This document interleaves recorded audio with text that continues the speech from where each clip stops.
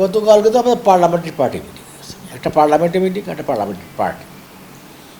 Parliamentary পার্টিতে যেটা বলেছেন যে ফ্যামিলি বলতে যেটা বোঝায়, ফ্যামিলি বলতে বোঝায় তো স্বামী, স্ত্রী, ছেলে, মেয়ে, তাদের সংখ্যা। কাজে আমি এমপি, আমার স্ত্রী আবার উপজেলা চেয়ারম্যান, আমার ছেলে আবার যুবলীগের সভাপতি, আমার আরেক ছেলে আবার ছাত্রলীগের সভাপতি, আরেক ছেলে আবার স্বেচ্ছাসেবী সভাপতি।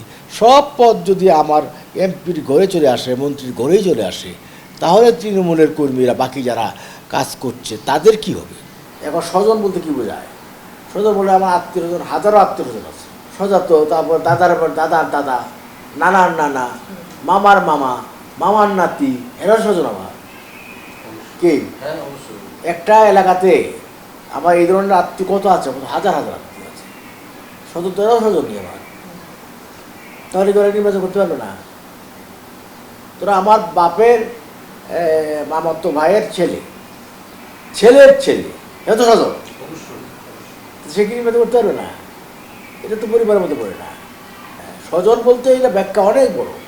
বলিয়ে নিবি বলতে যে একই পরিবারে তোমরা যে তোমার ছেলেও নেতা, তুমিও নেতা এমপি, তোমার ছেলেও উপজেলা চেয়ারম্যান, তোমার বউ আওয়ামী লীগের সভাপতি, তোমরা সবাই তোমরা তার উপর কথা হচ্ছে সবই যদি আমার পরিবারের মধ্যে নিয়ে আসি, যে আমি এমপি, আমার ছেলে উপজেলা চেয়ারম্যান, আমার বউ এখানে আওয়ামী লীগের সভাপতি, বা আরেকটা ছেলে আরেকটা যুবলীগের সভাপতি, সব যদি পদ আমার ঘরের মধ্যে নিয়ে আসে, তাহলে কর্মীরা বাকি করবে আর কী করবে?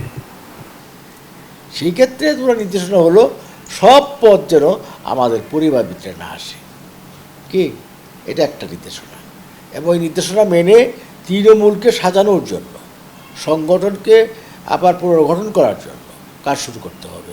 সংগঠন হচ্ছে মেইন, পার্টি হচ্ছে মেইন, পার্টি হচ্ছে প্রধান শক্তি, পার্টি জনগণকে অর্গানাইজ করে। 1, 2, 3 ঢাকায় জমি জিতে নিন 100% ক্যাশব্যাক সহ 20 কোটি টাকার পুরস্কার।